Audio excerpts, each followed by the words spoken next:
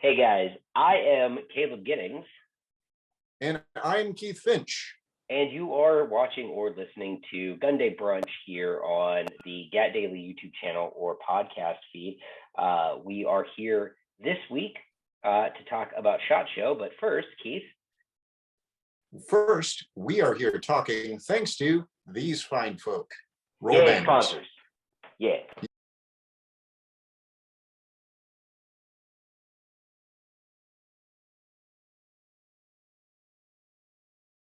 Yay, sponsors. Thank you for Yeah. sponsoring Sponsorly. Thank you for sponsoring Sponsorly. Thank you for paying for, our tomfoolery and whatnot. So anyway, let's talk about SHOT Show because when this is airing, I will probably be in the, while this is airing, I will probably be in the air headed to SHOT Show. Yeah. So for those that don't know, SHOT Show is the big industry trade show, and it really kicks off in earnest on Tuesday. Monday, there's some range events and stuff like that. So you'll see a lot of people leave Sunday, which is when this episode will go live. And what's going to be a weird one, I think. And so that's actually what we're here to talk about is SHOT Show predictions and prognostication. Yes, I used a word that has 5 syllables in it, you guys. So that's prognostication. Yeah. The more you so know. Anyway, guys. So the reason why we're doing this is because with the COVID restrictions and some manufacturers dropping out, like today, a bunch of manufacturers sent out press releases saying like, we're gonna be there, which I'm not a conspiracy theorist, but do I think that the NSSF just sent a gentle email to people being like, would you please just tell people that you're going to be at SHOT Show? Pretty please. Because if you follow the NSSF social media, it has been all like, it's going to be like, they'll post something like showing booth setup or something like that. And all of the comments. Their slogan is, we're all in. Yeah. That's been their slogan for 2022 is we're all in. And I'm in too. As long as they were holding the show, I was going. So even if it was the NSSF booth and then a tired little Aguila ammo booth because they didn't get the memo down, by the southern border, they're like, oh wait, everybody else canceled. We just hopped. Vato, there's no corona in Mexico. That was super racist, and I shouldn't have done that. You should edit that out. No, I'm gonna keep that. I'm gonna keep it. Cancel me. I don't care. But but for real. So let's talk about first. What do you think the show is going to be like? Because obviously attendance is going to be down. For sure, they're not going to get anywhere near their record. Attendance is going to be down. So a little bit of background. We haven't had a SHOT Show in 2 years now because 2020 was the 2020 SHOT Show. That January was right at kickoff time for all the restrictions. So 21, there was no show. Now we're at 22. Didn't they have one in 2020? Yeah, they did. Yeah. So they had one in 2020. 2 year gap. There was a full year. They skipped one. We're a full year, 2 year gap. So there was only one show, but 2 years. It's been 2 years since we've been to the SHOT Show instead of one, which is normal. Right. Looking at this, they were going to implement a size increase of the show floor. They've been trying for a few years now to get the Caesars Forum into the show floor as well, so there's more space and everything is laid out in a slightly less crowded manner, which was one of their goals prior to all of this craziness coming out and social distancing and all of that. So they finally get to do that this year. This is also the first show in a while that's not going to be in the Sands Expo Center, right? It's going to use the... No, they have Sands and Caesars. I thought they had the Venetian's Convention Center, and because I know that there was one coming up that was going to be the last one in the Sands. Now we're both looking. We're like, hang on. Yeah, I might be going to the wrong spot. All right, we're both on Google right now. Sands becomes Venetian Expo. Okay, wait a minute. Oh, they just changed the name of it. Ah, got you good. Yeah, so the Sands Expo Center is the Venetian Expo Center. That confused the piss out of me. Yep. So now the Venetian Expo Center, the Expo Center formerly known as the Sands. And then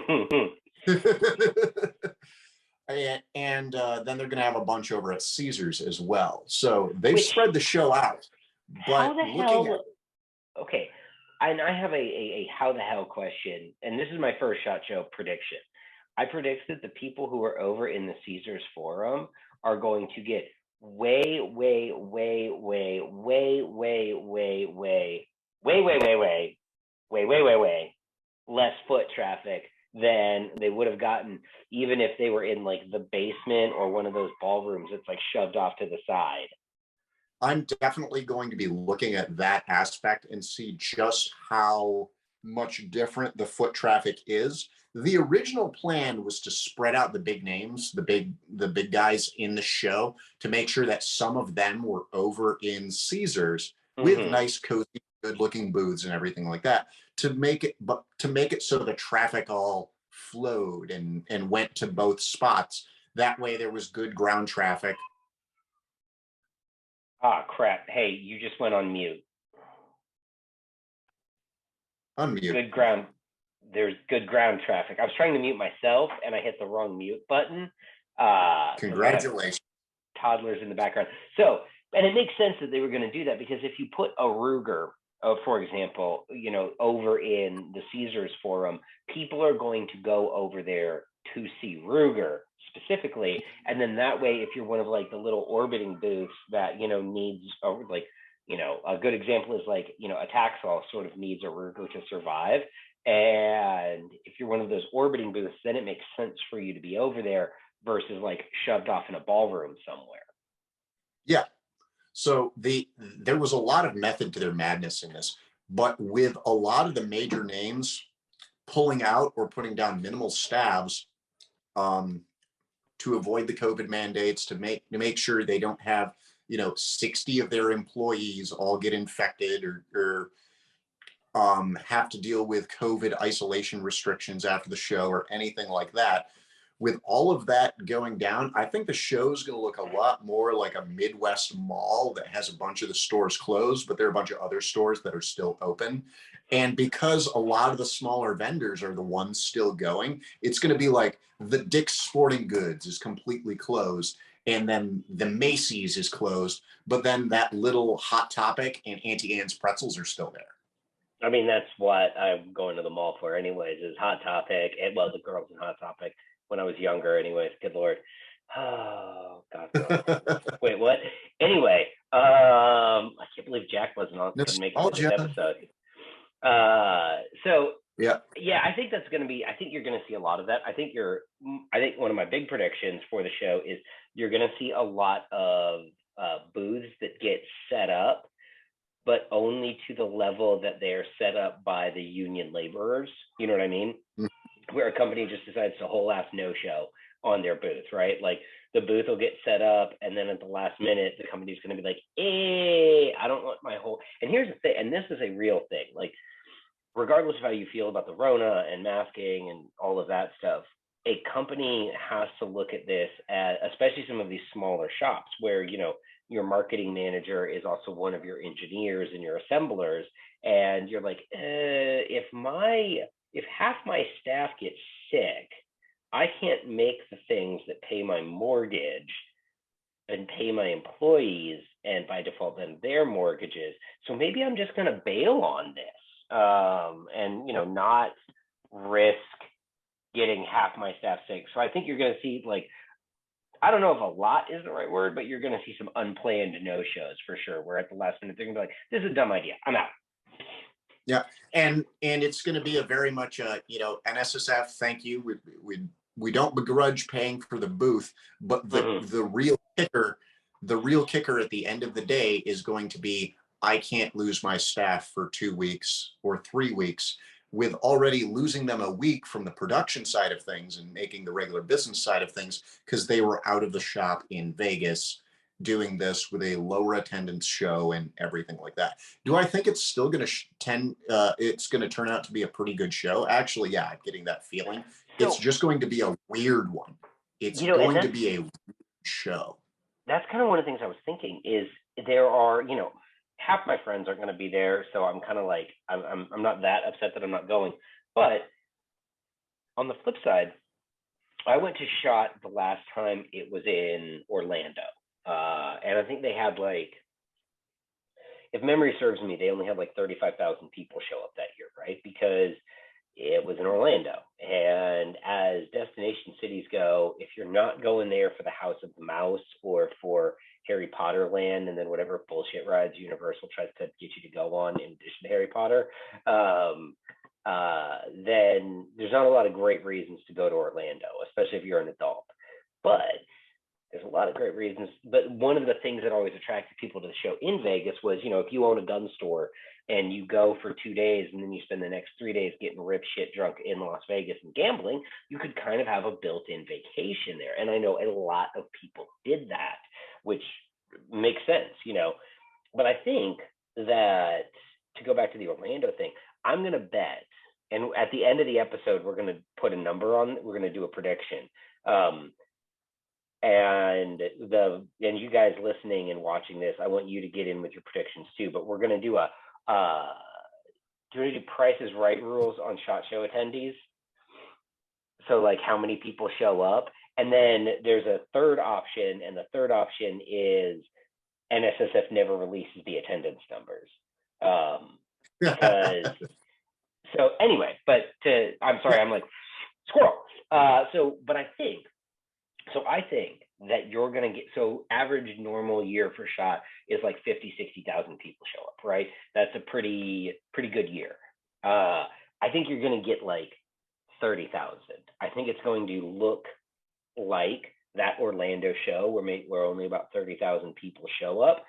And as a result of that, there will be plenty of like spooky, empty CES opportunities for photos where you'll be like, there's just a giant empty space here and there's no one in it and stuff like that. But the flip side of that, and why I'm a little bummed that I'm not going to get to go this year, is because with only 30,000 people in attendance, I think it will be easier for the serious journalists and the people that actually go there to do their jobs, because my suspicion, and I could be wrong, but my suspicion is that a lot of those people that are going to be weeding themselves out of SHOT Show are more of the tire kickers, right? Like, the guys who would normally go for a day and a half and then spend the next 3 days on vacation.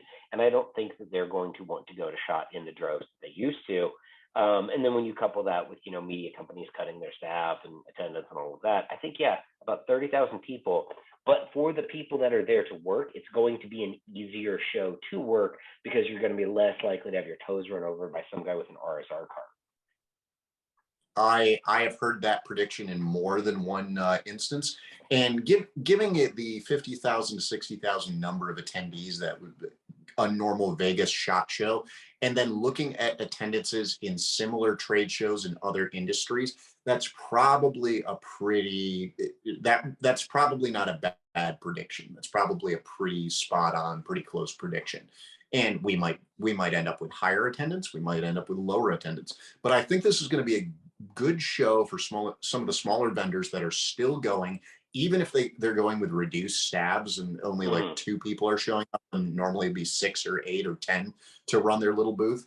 And I think you're going to have longer and better conversations to either, set up product distribution, move product, talk to your end sales people, the guys with FFLs and stores and everything like that. I think it's going to be a good show for a lot of people to converse and make those smaller deals, and for the vendors in those smaller niches to push, because the big guys are going to take care of themselves. I mean, you look at SIG right now. SIG was the first big name to say, look guys, we're not going to go to SHOT Show. But when SIG flies in with like 200 people, it feels like.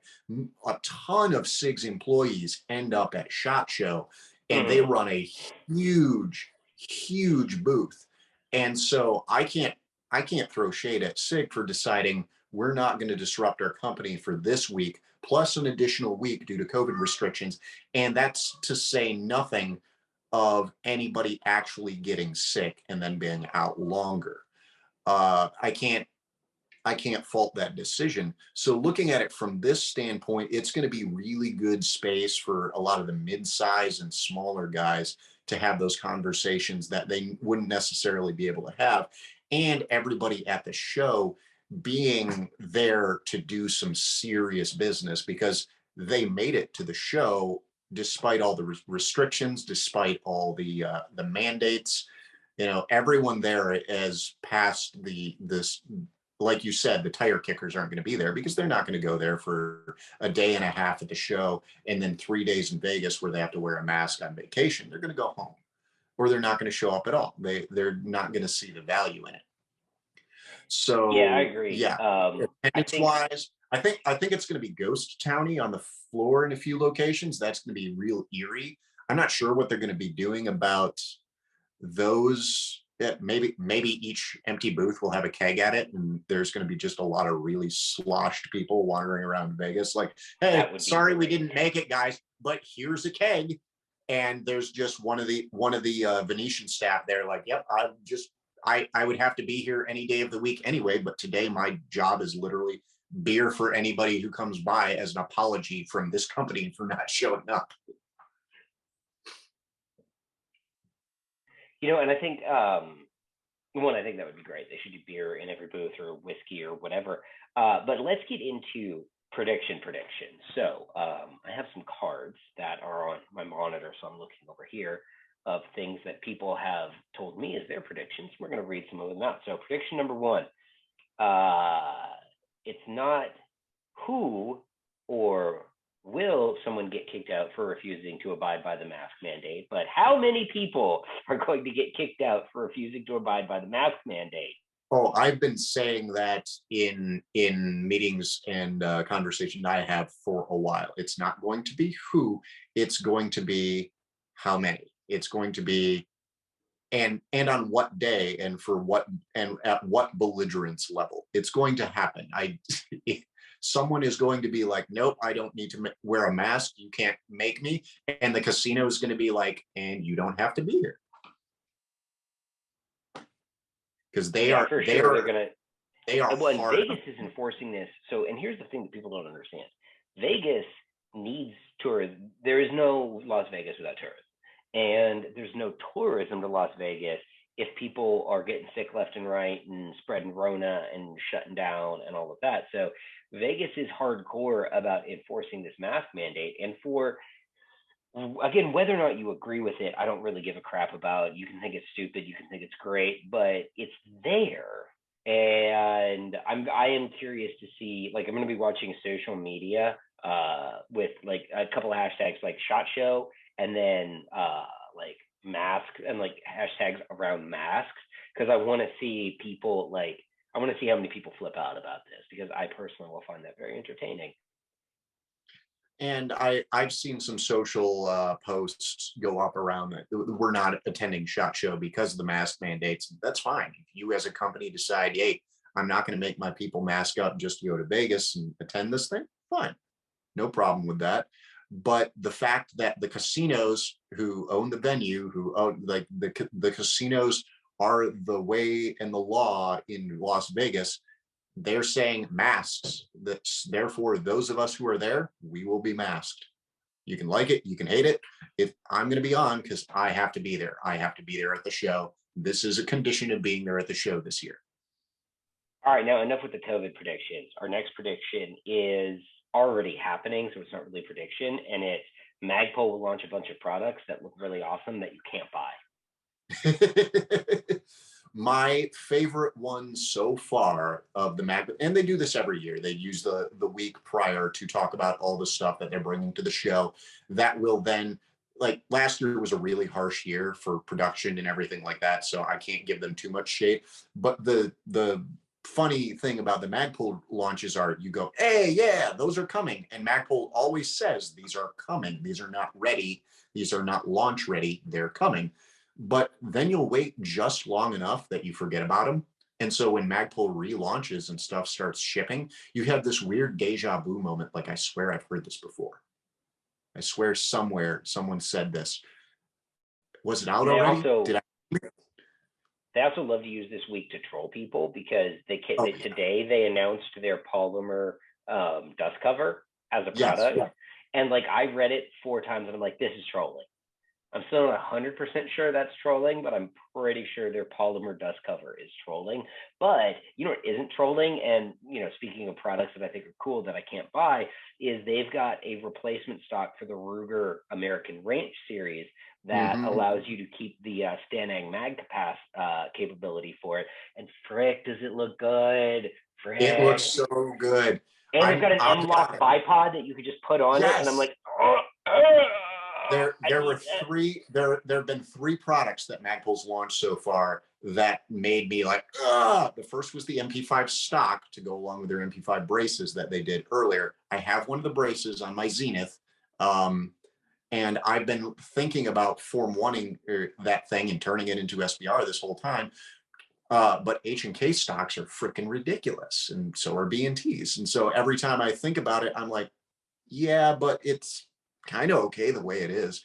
And then Magpul drops this new stock, and it's going to be like $160, $165. It's got QDs on it, and it gives you that MP5 like A2 or A3. I can't remember which one's the adjustable one right offhand.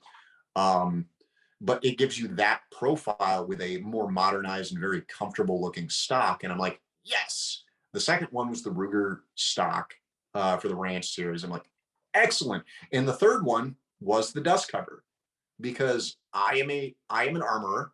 But is the dust cover real? Is it real? Yes, I believe it's real 100%. And it makes me so happy, because sitting there and screwing around with the damn little spring on the plate and then the rod and everything like that.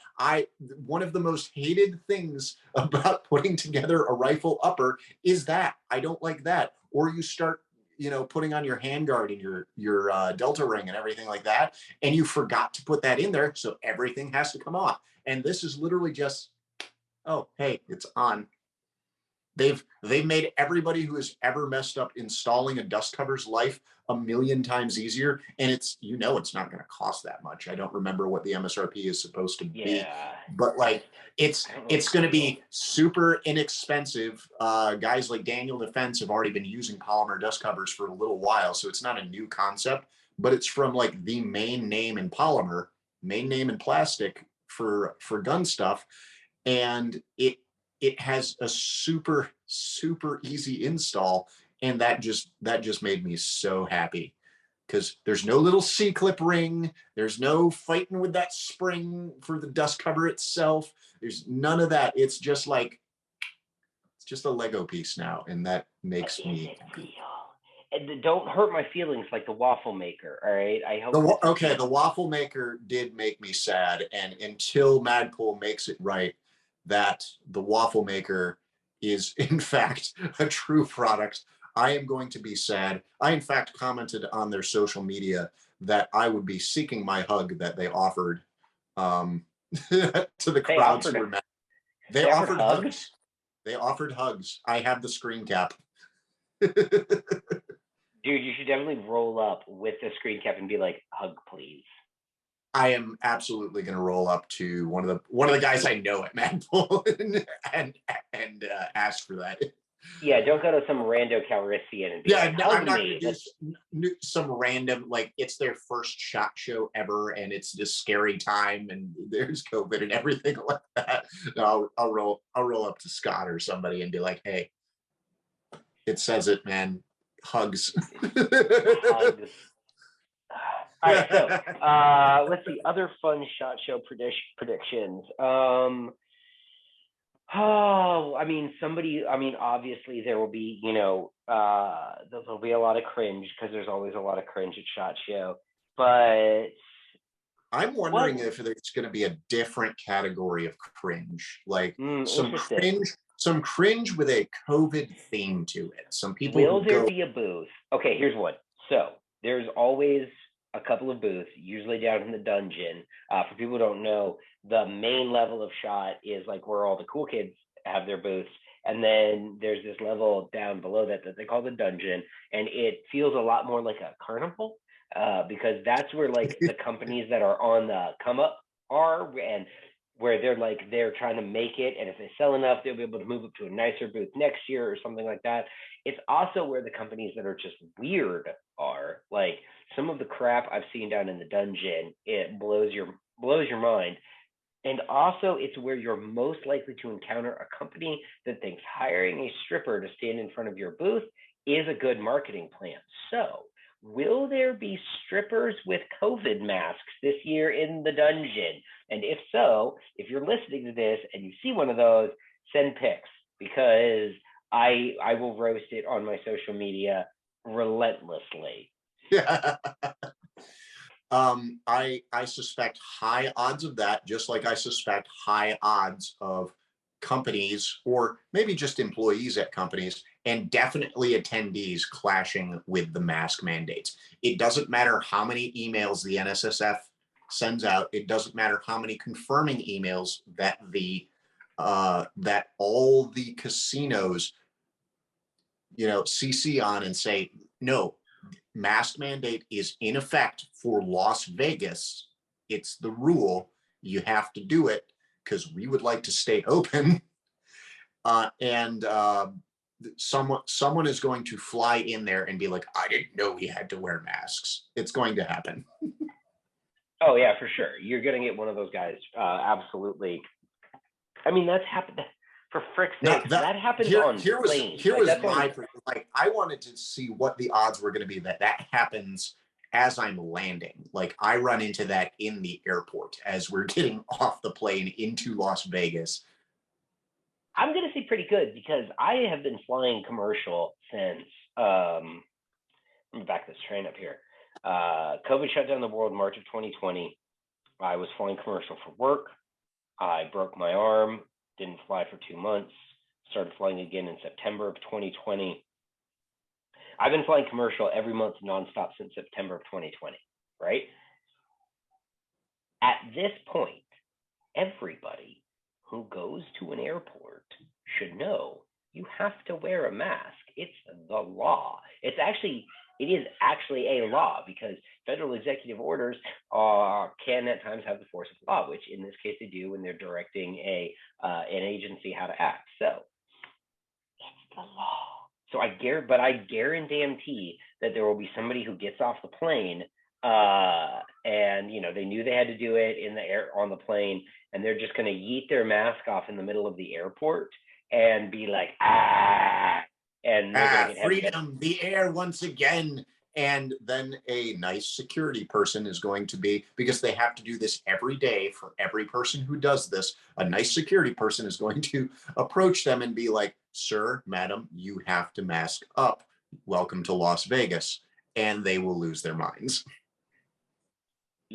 Yeah, that is 100% going to happen. And it's sad. And here's the thing, it is kind of sad. Like, it doesn't need to be like this, guys. Like, look, I know that we're going to get some friggin' dillhole in the comments who's going to be like, oh, listen to these guys defend mask mandates. And we're not defending just like we mandates. Defended the NFA, right? Exactly. Just like we defended the NFA. Here's the thing, guys. Keith and I live in the real world. And would I like to live in Caleb's Libertopia paradise if you're not the boss of me and everyone gets machine guns? Yes, I would, but I don't live there. So until that sort of thing happens, I have to sort of play nice in the world that I live in because I kind of like it. And I would like to keep going on, not being in jail and not getting kicked out of events and stuff like that. So when we talk about stuff like this,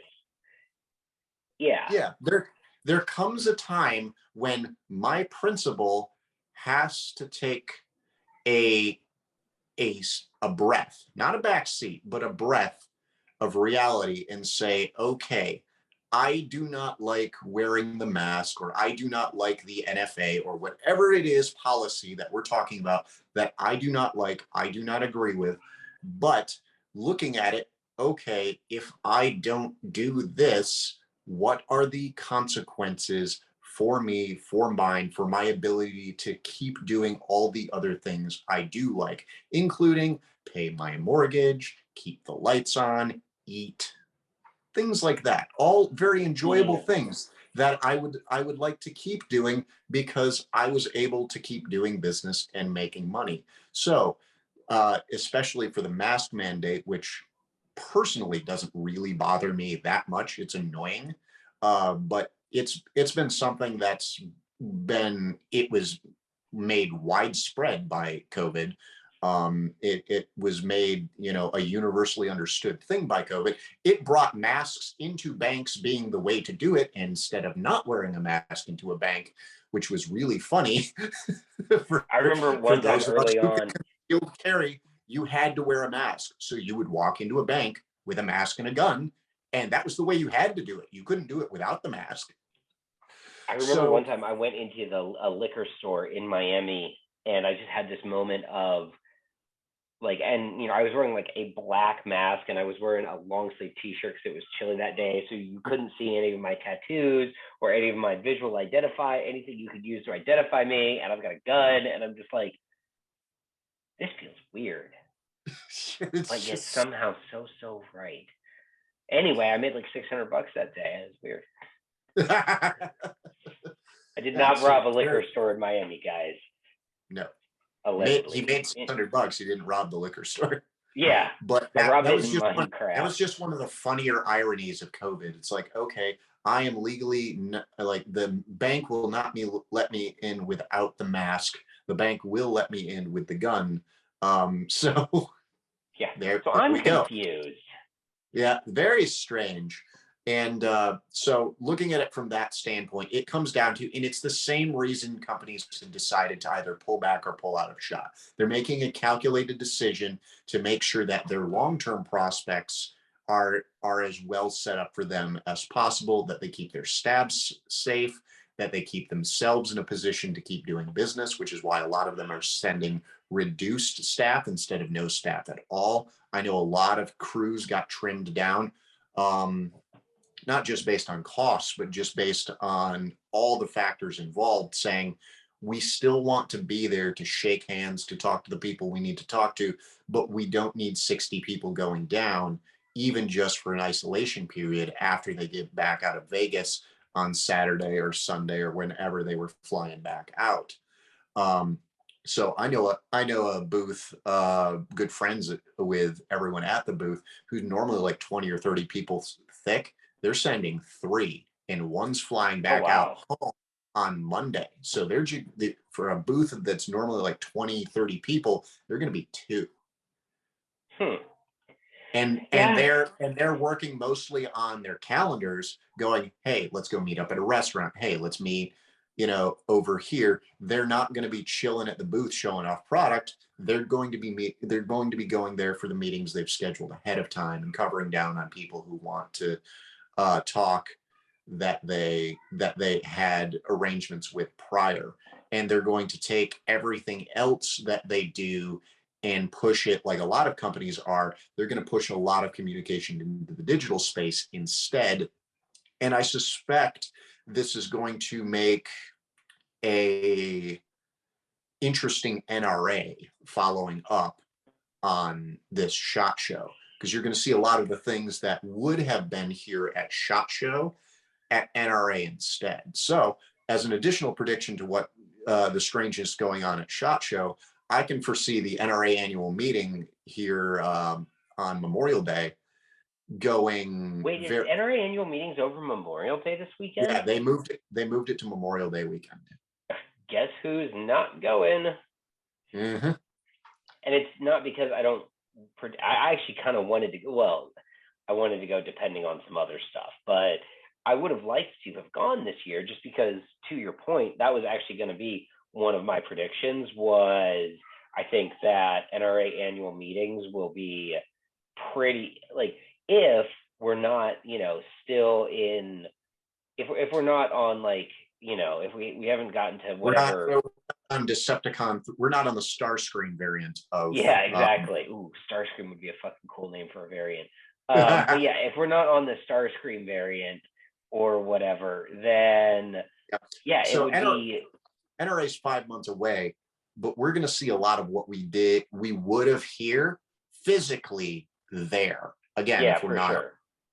not on Starscream variant.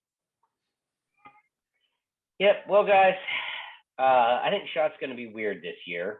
And I don't really have anything else other than I think it's going to be weird this year. Since this is going to air on Sunday before SHOT starts, why don't you guys send us your predictions for SHOT Show in the comments?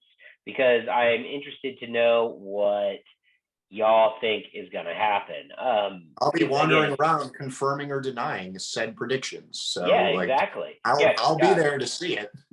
We'll Keith see. will actually be in person to confirm whether or not your password, good Lord, to confirm whether or not your predictions have come true, guys. So if you do have some funny predictions, like, like we didn't even do any real product predictions, like High Point, like the Glock carbine is finally going to come out. Or do you remember for years that was like Glock is launched, because this was before PCCs, like this was in the first wave of PCC hotness, back in like the mid 2000s, when everyone was like, get a PCC, it's the perfect patrol rifle. And then, so we all thought Glock was going to do a carbine for years, and obviously that never happened. Yeah, it just never, and then the predictions shifted that the Glock carbine would be a 5.56 variant of some sort, because 5.56 took all over the hotness. Yep. I do think on the product front, I think you're going to see this, and I think we'll probably wrap on this. We'll each do one product prediction. So I think on the product front, you're going to see sorry, I just got an email from Brownell telling me that they're definitely going to be at SHOT Show, and they're going to have celebrities in their booth. Let's see what Brownell considers a celebrity. Okay, new products. Brownell has their own line of white labeled optics. Cool. BRN 180 folding stock. Kind of want. I have BRN 180 in my work vault. Is nice. Do like. Okay. So none of the people. So I was actually kind of hoping that one of their celebrities would be Valentina Shevchenko, who is a UFC fighter who Brownell sponsors. Unfortunately, then I would have been like, I'm going to take a little trip out to SHOT Show, because she's my favorite. She's one of my favorite fighters. Like, and I would love to like get like an autograph or let her kick me in the head or something. Maybe not the latter. Maybe she almost killed the girl once. Sign it and then kick it. We'll see. Then kick me in the head. So the biggest celebrity that they're going to have, okay. Keith, who is a bigger celebrity, Rob Leatham or Garand Thumb? And I know the actual answer to this, and it hurts my feelings. Yeah. Celebrity, it's definitely Mike. It's not Rob. Yeah. But like shooter, even Mike would say, no, it's Rob. Right, because, I mean, you don't end up getting called the great one unironically unless you're, kind of okay at it. You're kind of good at it. You're kind of okay. You're probably good at it. Like, and they're having the guy. You gotta be good. They've got that guy from Hollywood Weapons from the prop shop, the ISS prop shop, will be there too. Larry Zanoff. So that should be interesting, guys. So stop by the So stop by the Brownells booth if you would like to meet Rob Leatham or Garand Thumb and a whole bunch of other people that I don't know. Like, I'm sure cool. If you're there, I'm sure the schedule will be posted, or you can find it online to get your times. Here's a question.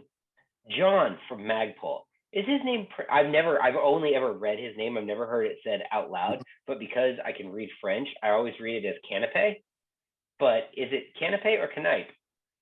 I have always heard it pronounced Canipe, and I have never been corrected, including by Magpul personnel. So if I am ever corrected by John himself, then it will be. But I facilitated an interview between him and Bill Frady that might have gone on today. I don't know if it's going to air today or next week, where he's talking about the Magpul trolling and the product releases in equal measure, I'm sure. But we might be able to hear an episode of Lock and Load that solves that mystery. Interesting. I mean, I'm certain that it's Knipe because this is America, not Yeah. French or not Froglandia. Mhm. So, yeah, it's probably Knipe. But he's going to be at the Brownells booth, and I was just reading that email, and I was like, and it was one of those where it dawned on me, and I'm like, oh, I don't know actually how to say this because I've never heard it said out loud. I've So, always heard it Knipe. all right. Every person who has ever talked about John around me has been Knipe, but I've never actually asked John that. I was always just, hey, here's John. All right. So my product prediction that I never got around to because I got sidetracked by the Brown House email because I'm easily sidetracked by things is I think that the products in general are going to be very CCW and home defense focused, right? Like that's where the industry has been driving for the last 2 years in between when we had a SHOT Show with all of the civil unrest.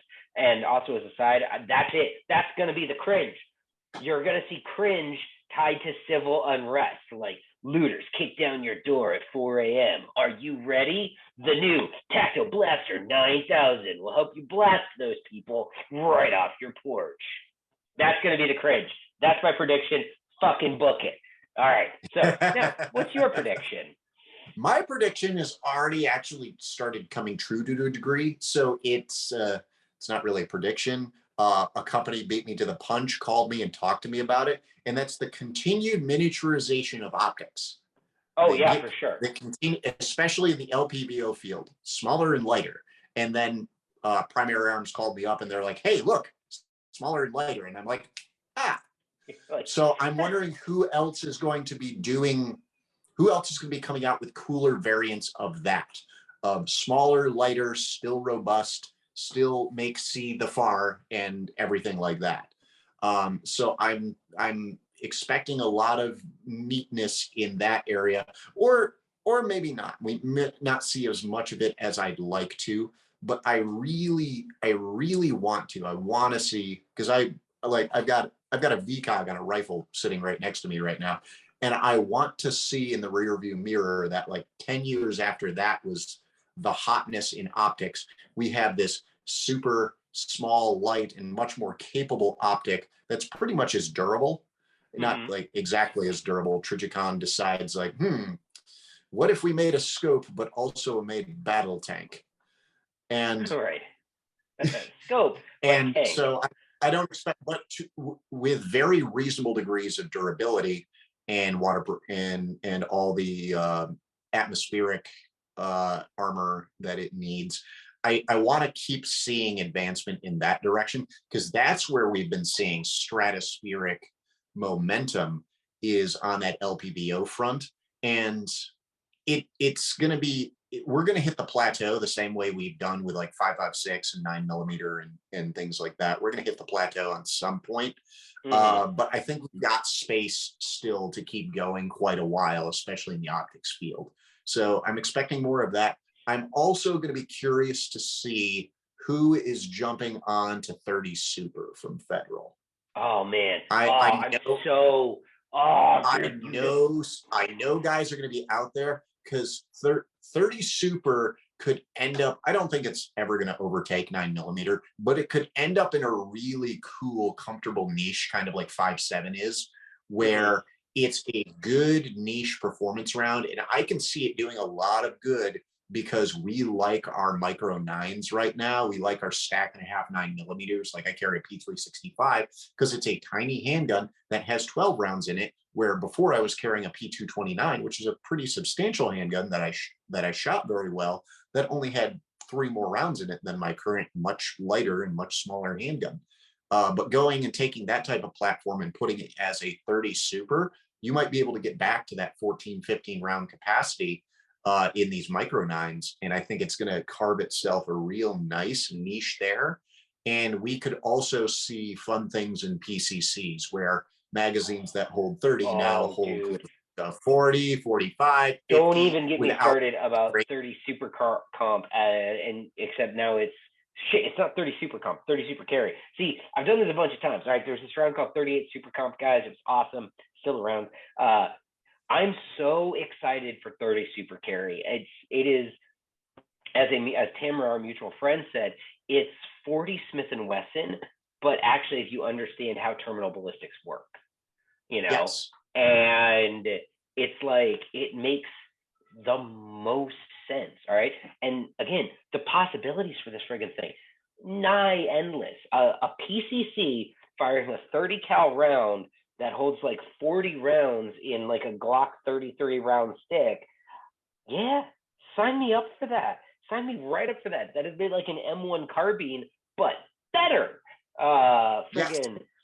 It is an M1 carbine, but better. Friggin' that. Again, and I know I know there's like 25 people who think this is a great idea, but I really do think there's enough room that you could squeeze 8 of those into like a GP100 or a Smith & Wesson L frame, because you can get 7 3057s into an L frame. Now think about how much smaller that rim diameter is. So like, could you get 8 in an L frame? Could you give me a 586 L, a 586 L comp with a compensator and an 8-round mood clip gun with 30 Super Carry? They sell 25. I'd buy 2. Listen, Smith & Wesson, I would buy 2 of those tomorrow. Christ, it's $1,500. I don't give a fuck. I'll buy them. I'm in. This is, oh man. Anyway, we should have a whole episode on 30 Super Carry and how freaking hype we can. We'll get there, because I want to put my hands on it. I want to get whoever's first producing a nice pistol in it. I want to play with this round. I really do want to play with this round, because honestly, one of the most exciting things about this SHOT Show, and it either blew your skirt up because you thought, okay, this is a cool concept, or you think it's the dumbest thing ever. Why wouldn't I? Why would I get on this? 9mm is just fine. And we're not saying 9mm isn't just fine. 9mm is fine, but this thing is cool because it's one of the first times since 40 Smith & Wesson that we've tackled this concept, because we went to 40 Smith & Wesson, realized we didn't get nearly what we would otherwise have gotten, out of it. Like, we went down this development path where we were like, crap, 9mm bags, 10mm, 10mm too much, 40 still not optimal, look at science. And then we ended up back at 9.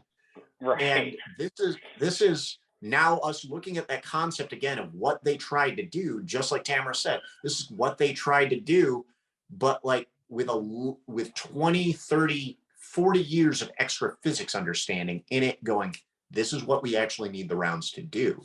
And that's really cool. And the fact that we have space savings, and that we have the space to get more rounds in the gun, that we're paying attention to the physics package with the gun so that we get the round doing what we need it to do as a defensive round.